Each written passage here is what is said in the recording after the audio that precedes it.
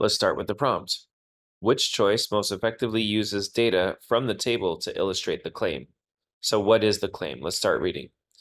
Ebooks became an increasingly popular means of reading in the US in the 2000s and 2010s, though that popularity was concentrated in titles that are meant to be read straight through from beginning to end.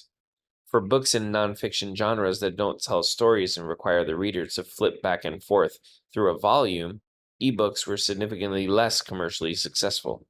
This can be seen by comparing. So we're seeing that the ebooks were not so successful if there were nonfiction books that don't tell stories and require the reader to flip back and forth through a volume. So for things that were more complicated, like a reference book or like a test prep book or something like that, the ebooks were not as good. And we're looking in the data for that. And what we're seeing is that for the travel guides and the cookbooks, the ebook sales were way lower. They were 0, 2.9, and 5.5. And they got a little closer in 2016, 10.5 and 24.6, but they were always lower than science fiction, fantasy, and romance. So let's look at the answers. A says the percent of 2016 cookbook sales that were ebooks. This can be seen by comparing the percent of 2016 cookbook sales that were ebooks with the percent of 2016 science fiction and fantasy sales that were ebooks. That's definitely true. The cookbooks were way lower than science fiction and fantasy.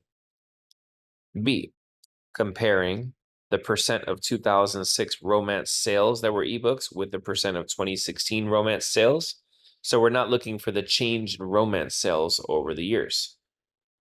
C, the percent of 2006 romance sales that were ebooks with 2006 science fiction and fantasy sales that were ebooks.